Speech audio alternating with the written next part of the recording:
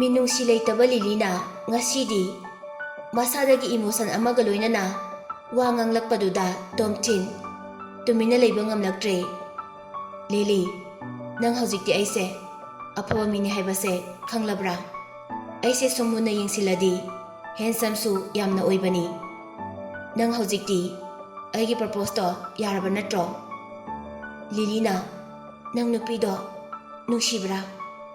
Tomthin Lilygi wahangdu bab taba ngamde. Lilyna, Olivia do nang nungsibra haiba? Tomthin Lilyda ikai mandana yengba ngamde. Paukhum oina Lily, aigi nungsibadi nang khaktani haina khomai. Lily wahang hangba lepkhre makoktu makhuda thamduna phami aduga Tomthinda makoktu chepthaduna yenglaga leiri.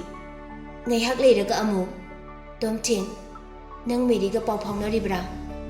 Mahakna nangbu thadoktuna chatkribado nangbu jailda leirui haibagira? Nangdi mahakpu hojik phauba thamoida nungsiribra?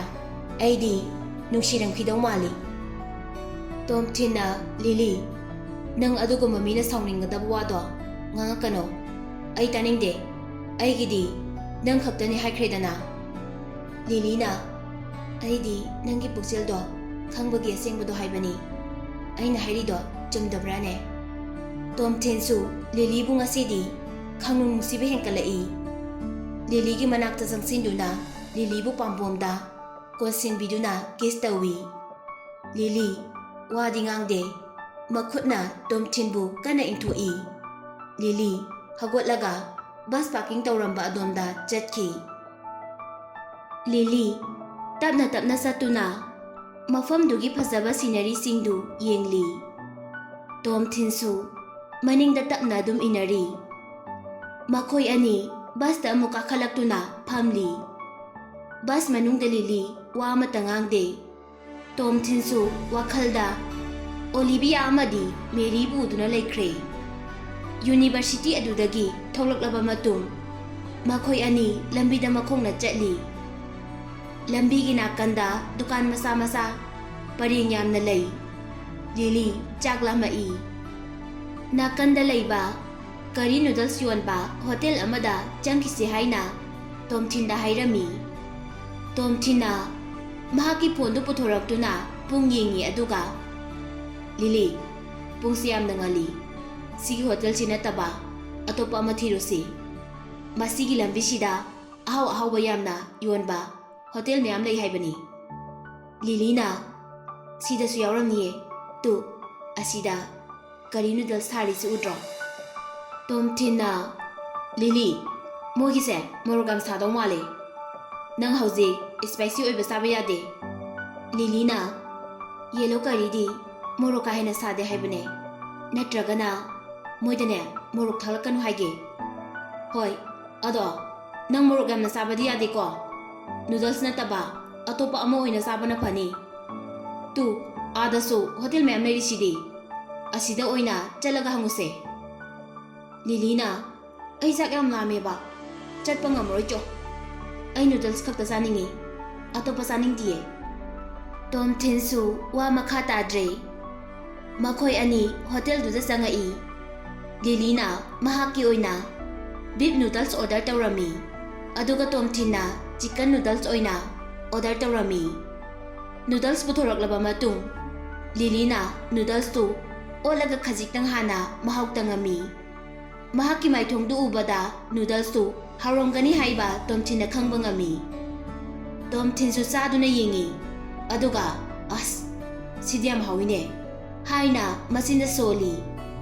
Lily chana sana mahakna pairiba chopstick tu thangjilaktuna Tomthin, nangi chicken noodles to hawra khita yengjageba. Tomthin Lilyna thajadana adumna haidorakpaduda nukningi. Lilyda chicken piece khara hapchili. Lilyna tapna thank you hairami. Tomthinna hapkiba chicken piece tu Lilyna hek chakibaga, Lily, aigi tingi mahawdo thombra haina hangi. Lily hanggoiba phauraduna sairibadu lepi. Tomthin ꯃꯃꯥꯡꯗ ꯑꯩꯒꯤ ꯏꯔꯥꯜ ꯂꯩꯈꯤꯗꯕ ꯊꯣꯛꯂꯕꯗꯤ ꯅꯪꯕꯨ ꯑꯩꯅ ꯍꯧꯖꯤꯛꯃꯛ police ꯀꯧꯗꯨꯅ ꯖꯦꯜꯗ ꯊꯝꯒꯅꯤ꯫ ꯇꯣꯝꯊꯤꯟꯅ ꯅꯣꯛꯇꯨꯅ ꯅꯪꯅ ꯑꯩ ꯖꯦꯜꯗ ꯊꯝꯃꯁꯨ ꯀꯩꯁꯨ ꯀꯥꯏꯗꯦ꯫ ꯑꯩꯅ ꯊꯣꯛꯂꯛꯂꯒ ꯂꯨꯗꯕ ꯇꯧꯔꯛꯄ ꯍꯦꯟꯒꯗꯕꯗꯅꯤ꯫ ꯅꯪꯒꯨꯝꯕ ꯃꯤꯁꯤꯗꯤ ꯖꯦꯜꯗꯅꯦ ꯑꯗꯨꯝ ꯅꯝꯁꯤꯠꯂꯨꯅ ꯊꯝꯂꯒ ꯐꯒꯗꯕꯅꯤ꯫ ꯁꯃꯥꯖꯀꯤ ꯃꯍꯤꯛꯅꯦ ꯅꯪꯗꯤ꯫ ꯇꯣꯝꯊꯤꯟꯅ ꯅꯪꯅ ꯍꯥꯏꯔꯤꯗꯣ ꯂꯥꯜꯂꯤ꯫ ꯑꯩꯗꯤ ꯁꯃꯥꯖꯀꯤ ꯃꯥꯡꯅꯅꯕ ꯀꯩꯁꯨ ꯇꯧꯈꯤꯗꯦ꯫ ꯑꯩꯅ ꯃꯍꯤꯛ ꯑꯣꯏꯔꯤꯁꯦ ꯅꯪꯉꯣꯟꯗ ꯈꯛꯇꯅꯤ꯫ ꯂꯤꯂꯤ ꯇꯣꯝꯊꯤꯟꯒ ꯉꯥꯡꯅꯕ ꯋꯥꯔꯗꯨꯅ ꯇꯨꯃꯤꯟꯅ ꯂꯩꯗꯨꯅ ꯆꯥꯕ ꯑꯃꯨꯛ ꯍꯧꯈ꯭ꯔꯦ꯫ ꯇꯣꯝꯊꯤꯟꯅ ꯐꯥꯒꯤ ꯇꯧꯔꯒ ꯅꯪꯅ ꯑꯩꯒꯤ ꯑꯌꯥꯎꯕ ꯆꯤꯀꯟ ꯂꯣꯏꯅ ꯆꯥꯊꯣꯛꯈ꯭ꯔꯦ꯫ ꯅꯪꯒꯤ ꯕꯤꯞꯇꯨꯁꯨ ꯑꯩꯉꯣꯟꯗ ꯈꯔ ꯍꯥꯞꯄꯣ꯫ ꯂꯤꯂꯤꯅ ꯃꯍꯥꯛꯀꯤ ꯅꯨꯗꯜꯁ ꯌꯥꯎꯔꯤꯕ ꯕꯥꯎꯜꯗꯨ ꯊꯥꯡꯀꯠꯂꯛꯇꯨꯅ ꯕꯤꯞ ꯈꯨꯗꯤꯡꯃꯛ ꯇꯣꯝꯊꯤꯟꯒꯤ ꯕꯥꯎꯜꯗ ꯂꯣꯏꯅ ꯍꯩꯖꯤꯜꯂꯛꯏ꯫ ꯇꯣꯝꯊꯤꯟꯅ ꯕꯤꯞꯇꯨ ꯂꯤꯂꯤꯒꯤ ꯕꯥꯎꯜꯗ ꯍꯥꯞꯄꯛꯏ꯫ ꯂꯤꯂꯤ ꯀꯔꯤꯝꯇ ꯍꯥꯏꯔꯛꯇꯦ꯫ ꯈꯔ ꯁꯥꯎꯁꯤꯟꯅꯔꯒ ꯑꯗꯨꯝ ꯆꯥꯈꯤ꯫ ꯉꯁꯤꯗꯤ ꯇꯣꯝꯊꯤꯟꯅ ꯂꯤꯂꯤꯒꯤ ꯑꯇꯣꯞꯄ ꯄꯨꯟꯁꯤꯒꯤ ꯃꯁꯛ ꯑꯃ ꯈꯪꯕ ꯉꯝꯃꯦ꯫ ꯃꯍꯥꯛꯅ ꯃꯤ ꯎꯁꯤꯠꯇꯕ ꯋꯥꯖꯥꯎ ꯉꯥꯡꯂꯤꯕꯗꯨ ꯃꯍꯥꯛꯀꯤ ꯑꯁꯦꯡꯕ ꯃꯁꯛ ꯅꯠꯇꯦ ꯍꯥꯏꯕꯁꯤꯁꯨ ꯈꯪꯂꯦ꯫ ꯏꯪ ꯇꯞꯄ ꯆꯤꯡ ꯂꯦꯝꯕ ꯑꯃꯔꯣꯝꯗ ꯃꯔꯩꯗꯤ ꯈꯔ ꯇꯧꯒꯟꯕ ꯍꯥꯏꯕꯁꯤꯅ ꯃꯍꯥꯛꯀꯤ ꯑꯁꯦꯡꯕ ꯃꯁꯛꯅꯤ ꯍꯥꯏꯕꯁꯤ ꯇꯣꯝꯊꯤꯟꯅ ꯈꯪꯂꯦ꯫ ꯇꯁꯦꯡꯅ ꯂꯤꯂꯤꯁꯦ ꯂꯣꯏꯅꯕꯗ ꯌꯥꯝꯅ ꯅꯨꯡꯉꯥꯏꯕ ꯅꯨꯄꯤꯅꯤ ꯍꯥꯏꯅ ꯇꯣꯝꯊꯤꯟꯅ ꯈꯜꯂꯤ꯫ ꯆꯥꯕ ꯂꯣꯏꯔꯕ ꯃꯇꯨꯡ ꯃꯈꯣꯏ ꯑꯅꯤ ꯂꯝꯕꯤꯗ ꯊꯣꯛꯂꯛꯏ꯫ ꯕꯁ ꯑꯃꯗ ꯇꯣꯡꯈꯠꯇꯨꯅ ꯕꯨꯞꯄꯥꯒꯤ ꯃꯤꯅ ꯑꯦꯔꯦꯟꯖ ꯇꯧꯈꯤ ꯍꯥꯏꯕ ꯍꯣꯇꯦꯜꯗꯨꯗ ꯂꯥꯛꯏ꯫ ꯍꯣꯇꯦꯜꯗꯨꯗ ꯔꯨꯝ 2 ꯑꯦꯔꯦꯟꯖ ꯇꯧꯔꯝꯃꯤ꯫ ꯃꯈꯣꯏ ꯑꯅꯤ ꯃꯁꯥ ꯃꯁꯥꯒꯤ ꯔꯨꯝꯗ ꯆꯪꯅꯈ꯭ꯔꯦ꯫ ꯉꯥꯏꯍꯥꯛ ꯄꯣꯊꯥꯔꯕ ꯃꯇꯨꯡ ꯄꯨꯡ 2:30 ꯇꯥꯔꯛꯄꯗ ꯇꯣꯝꯊꯤꯟꯅ ꯂꯤꯂꯤꯒꯤ ꯔꯨꯝ ꯃꯄꯥꯗ ꯂꯥꯛꯇꯨꯅ ꯊꯣꯡ ꯊꯤꯜꯂꯤ꯫ ꯂꯤꯂꯤꯁꯨ ꯏꯀꯨꯏ ꯀꯨꯏꯗꯅ ꯑꯗꯨꯝ ꯍꯥꯡꯇꯣꯔꯛꯏ꯫ ꯇꯣꯝꯊꯤꯟꯕꯨ ꯆꯪꯉꯛꯀꯅꯨ ꯍꯥꯏꯅ ꯊꯤꯡꯗꯦ꯫ ꯇꯣꯝꯊꯤꯟ ꯃꯅꯨꯡꯗ ꯆꯪꯗꯨꯅ ꯆꯤꯌꯔꯗ ꯐꯝꯂꯒ ꯂꯩꯔꯤ꯫ ꯂꯤꯂꯤ ꯉꯥꯏꯍꯥꯛ ꯇꯨꯝꯊꯔꯨꯕꯒꯤ ꯃꯃꯥꯏ ꯃꯃꯤꯠ ꯇꯥꯊꯣꯛꯄ ꯕꯥꯠꯔꯨꯝꯗ ꯆꯪꯉꯝꯃꯤ꯫ ꯂꯤꯂꯤ ꯃꯍꯥꯛꯅ ꯁꯦꯠꯂꯤꯕ ꯗ꯭ꯔꯦꯁꯇꯨ ꯍꯣꯡꯗꯣꯛꯀꯦ ꯍꯥꯏꯅ ꯃꯍꯥꯛꯅ ꯄꯨꯔꯛꯂꯤꯕ ꯕꯦꯒꯇꯨ ꯍꯥꯡꯇꯣꯛꯏ꯫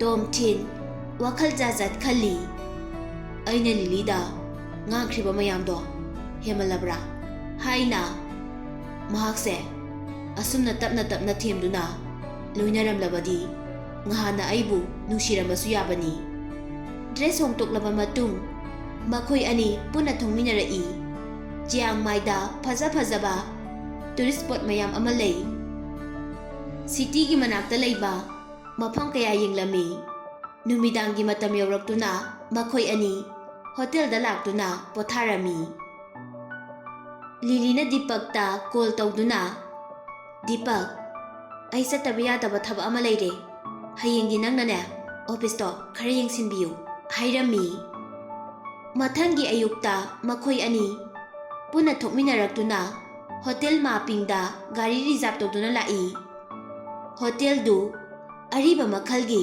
ꯗꯤꯖꯥꯏꯟ ꯑꯣꯏꯔꯕꯁꯨ ꯌꯥꯝ ꯂꯨ ꯅꯥꯟꯅ ꯊꯝꯃꯤ꯫ ꯇꯦꯔꯦꯁꯥ ꯇꯦꯡꯅ ꯂꯩꯈꯤꯕ ꯔꯨꯝꯗꯨ 1502ꯗꯅꯤ꯫ ꯀꯥ ꯑꯗꯨꯗꯅꯤ ꯃꯍꯥꯛꯀꯤ ꯑꯣꯏꯅꯁꯨ ꯑꯔꯣꯏꯕ ꯌꯥꯍꯤꯞ ꯇꯥꯟꯈꯤꯕ꯫ ꯃꯇꯝꯗꯨꯗ ꯂꯩꯈꯤꯕ ꯍꯣꯇꯦꯜꯒꯤ ꯗꯤꯖꯥꯏꯟ ꯗꯦꯀꯣꯔꯦꯁꯟ ꯄꯨꯝꯕ ꯉꯁꯤ ꯐꯥꯎꯕ ꯁꯦꯝꯗꯣꯛꯇꯅ ꯉꯥꯛꯇꯨꯅ ꯊꯝꯂꯤ꯫ ꯃꯅꯥꯛ ꯅꯛꯄ ꯑꯗ꯭ꯋꯥꯏꯗ ꯇꯦꯔꯦꯁꯥ ꯇꯦꯡꯅ ꯁꯛꯑꯝꯕ ꯏꯁꯩ ꯀꯌꯥ ꯂꯦꯞꯇꯅ ꯊꯥꯔꯤ꯫ ꯇꯣꯝꯊꯤꯟ ꯑꯃꯗꯤ ꯂꯤꯂꯤꯁꯨ ꯃꯍꯥꯛꯅ ꯂꯩꯔꯝꯕ ꯔꯨꯝꯗꯨꯗ ꯆꯪꯉꯛꯇꯨꯅ ꯌꯦꯡꯉꯤ꯫ ꯍꯣꯇꯦꯜꯗꯨꯒꯤ ꯏꯁꯄꯤꯁꯦꯜ ꯑꯣꯏꯕ ꯁ꯭ꯇꯥꯐ ꯑꯃꯅ ꯇꯦꯔꯦꯁꯥ ꯇꯦꯡꯅ ꯇꯧꯔꯝꯕ ꯑꯃꯗꯤ ꯃꯍꯥꯛꯀꯤ ꯄꯨꯟꯁꯤ ꯋꯥꯔꯤ ꯄꯨꯝꯕ ꯁꯨꯒꯥꯏꯅ ꯇꯥꯛꯑꯝꯃꯤ꯫ ꯍꯣꯇꯦꯜꯗꯨꯗ ꯇꯨꯔꯤꯁ ꯈꯛꯇꯒꯤ ꯑꯣꯏꯅ ꯕ꯭ꯂꯦꯛ ꯇꯤ ꯁꯦꯝꯗꯨꯅ ꯊꯅꯝꯃꯤ꯫ ꯆꯥꯗꯨ ꯑꯁꯨꯛꯀꯤ ꯃꯇꯤꯛ ꯍꯥꯎꯏ꯫ ꯇꯣꯝꯊꯤꯟꯅ ꯂꯤꯂꯤ ꯌꯥꯝ ꯍꯦꯟꯖꯤꯟꯅ ꯊꯛꯆꯤꯜꯂꯨꯅꯨ꯫ ꯅꯪ ꯍꯧꯖꯤꯛ ꯀꯩꯗꯧꯔꯤ ꯍꯥꯏꯕꯗꯣ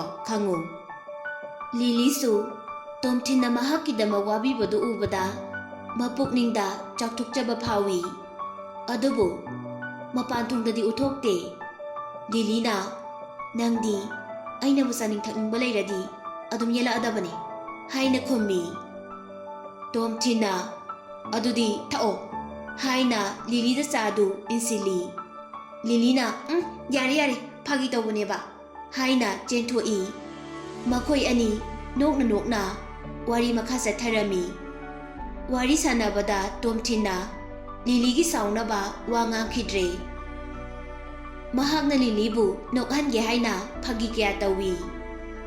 Lily nokpa hemanduna Tomthinda khutumna suduna nokpa phawyawi. Numit kyanigi mamangdagi Tomthingi masak uba yadaba Lilydo ngasidi Tomthingi phagido taringai penba nairamde.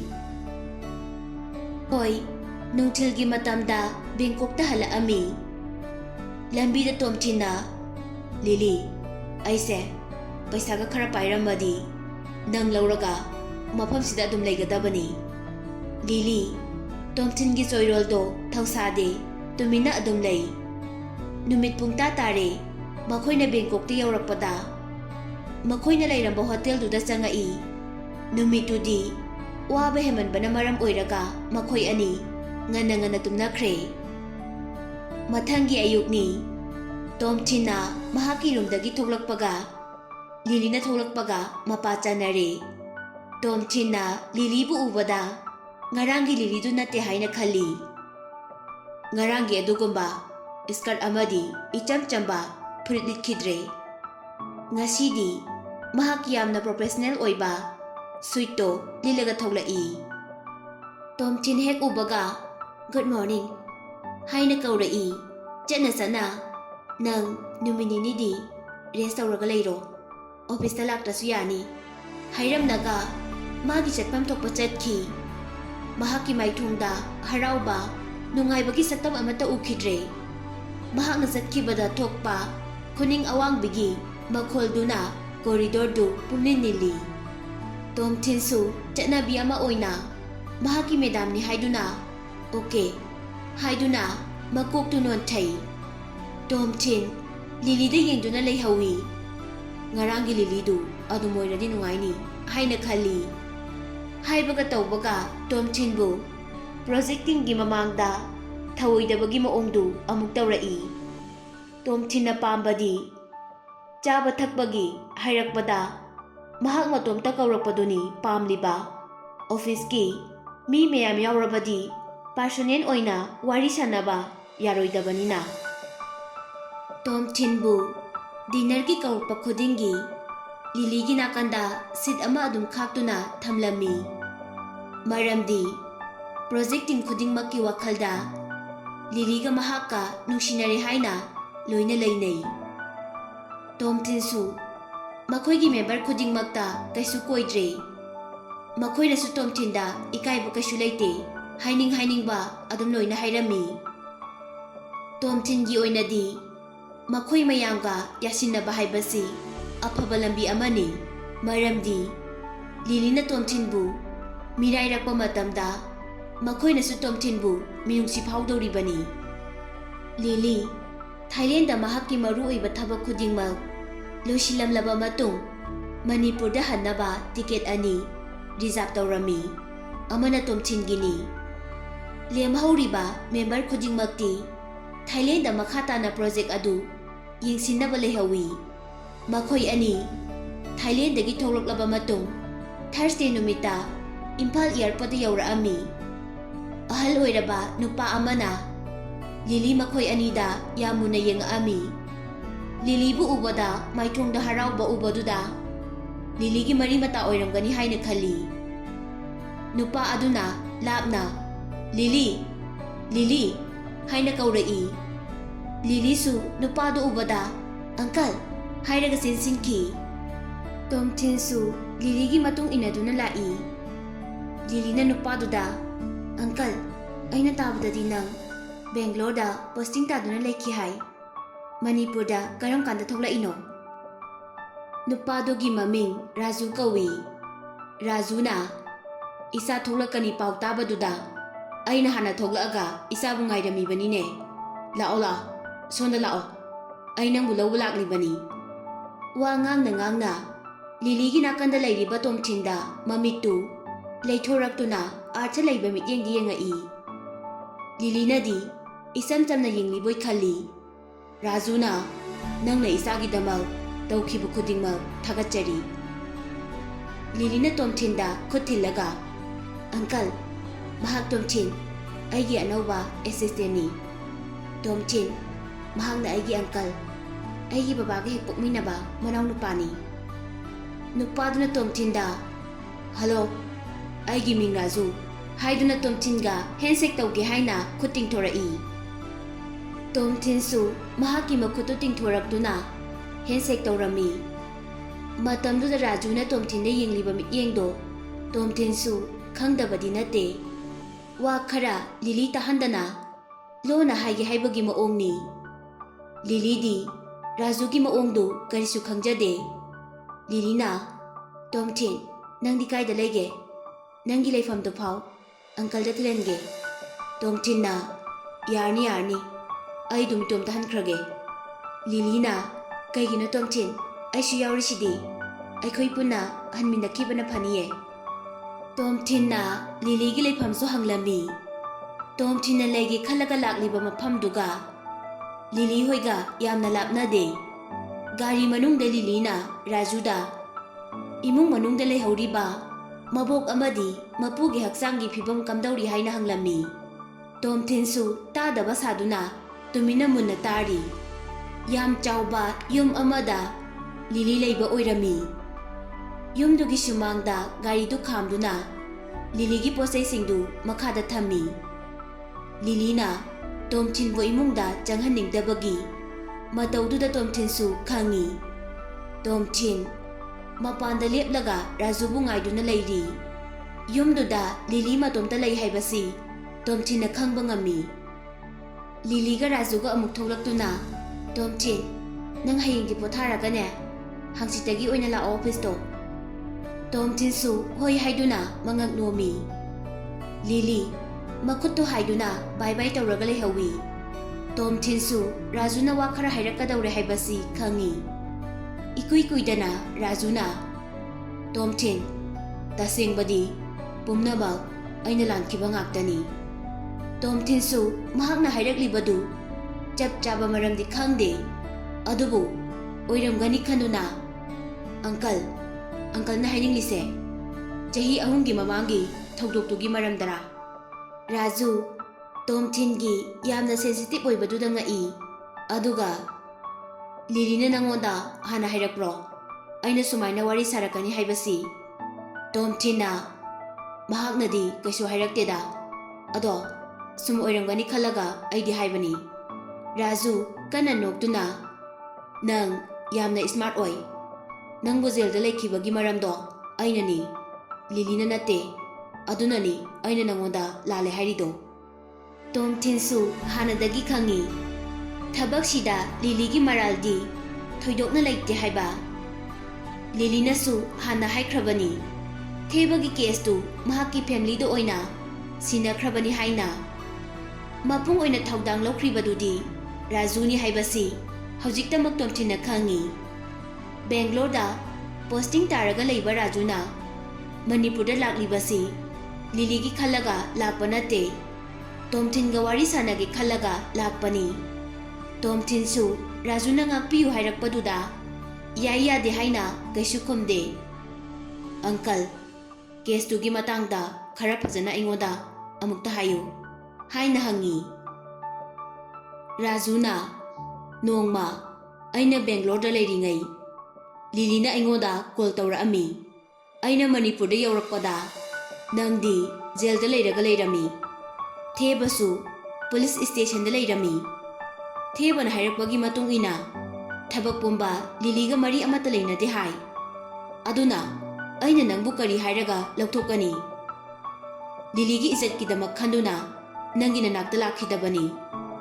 Pumnamak asigi mathakta aigi loinabina fau mahakpu pisak piingaidagi yam luna tawjarakpani. Isamaki isadagisu mahakna hena luna tawribani. Maram aduna Lilygi izat sokningai oiba lambi amata thamba pamdabadagi nangi nanakta lakhidabani ibungo. Tomthin marau leina noaga kaisu kaide aigi punsidagi Lilygi mikchatna hena maru oi. Rajuna ꯑꯗꯨꯒꯤ ꯉꯥꯛꯁꯨ ꯅꯠꯇꯦ, ꯑꯩꯁꯨ ꯅꯪ ꯈꯪꯍꯟꯗꯅ ꯅꯪꯒꯤ ꯃꯇꯝꯗꯣ ꯍꯟꯊꯅꯕ ꯍꯥꯏꯅ ꯌꯥꯝ ꯀꯟꯅꯗꯤ ꯍꯣꯠꯅꯈꯤꯕꯅꯤ꯫ ꯑꯗꯨꯕꯨ ꯅꯪꯅ ꯒꯥꯔꯗ ꯇꯥꯔꯤꯕ ꯄꯨꯂꯤꯁꯇꯨꯒ ꯈꯟꯅꯕꯗꯒꯤ ꯕꯦꯔꯥ ꯀꯥꯈꯤꯕꯅꯤ꯫ ꯅꯪꯕꯨ ꯃꯈꯣꯏꯅ ꯃꯇꯝ ꯈꯔ ꯁꯥꯡꯗꯅ ꯂꯩꯍꯟꯅꯕ ꯐꯥꯎ ꯍꯣꯠꯅꯔꯝꯃꯤ꯫ ꯃꯗꯨ ꯑꯩꯅ ꯉꯥꯡꯅꯗꯨꯅ ꯆꯍꯤ 3ꯗ ꯑꯗꯨꯝ ꯌꯥꯁꯤꯟꯅꯈꯤꯕꯅꯤ꯫ ꯇꯣꯝꯊꯤꯟꯁꯨ ꯖꯦꯜ ꯃꯅꯨꯡꯒꯤ ꯊꯧꯗꯣꯛ ꯑꯃ ꯅꯤꯡꯁꯤꯡꯉꯛꯏ꯫ ꯄꯨꯂꯤꯁ ꯑꯃꯅ ꯃꯍꯥꯛꯄꯨ ꯃꯔꯝ ꯁꯨꯛꯂꯩ ꯂꯩꯇꯅ ꯌꯥꯝꯅ ꯑꯣꯠꯄꯤ ꯅꯩꯕꯤꯈꯤꯕꯗꯣ꯫ ꯅꯣꯡꯃꯗꯤ ꯇꯣꯝꯊꯤꯟꯒꯤ ꯆꯥꯅꯕ ꯆꯥꯛꯇꯣ ꯃꯨꯟꯕꯤꯈꯤꯕꯗꯒꯤ ꯇꯣꯝꯊꯤꯟ ꯁꯥꯎꯕ ꯍꯦꯟꯃꯜꯂꯛꯇꯨꯅ ꯄꯨꯂꯤꯁꯇꯨꯒꯤ ꯃꯃꯥꯏꯗ ꯀꯤꯟꯅ ꯊꯤꯟꯈꯤꯕꯗꯣ꯫ ꯅꯨꯃꯤꯠꯇꯨꯗꯒꯤ ꯄꯨꯂꯤꯁꯇꯨꯅ ꯑꯩꯕꯨ ꯖꯦꯜꯗ ꯂꯩꯕꯒꯤ ꯆꯍꯤ ꯍꯦꯟꯀꯠꯍꯟꯒꯅꯤ ꯍꯥꯏꯔꯝꯕꯅꯤ꯫ ꯑꯗꯨꯕꯨ ꯃꯃꯩꯊꯪꯗꯗꯤ ꯍꯦꯟꯀꯠꯍꯟꯈꯤꯗꯦ꯫ ꯃꯗꯨꯒꯤ ꯃꯔꯝ ꯄꯨꯝꯕ ꯔꯥꯖꯨꯅ ꯇꯧꯍꯟꯈꯤꯕꯅꯤ ꯍꯥꯏꯕ ꯍꯧꯖꯤꯛꯇ ꯈꯪꯂꯤ꯫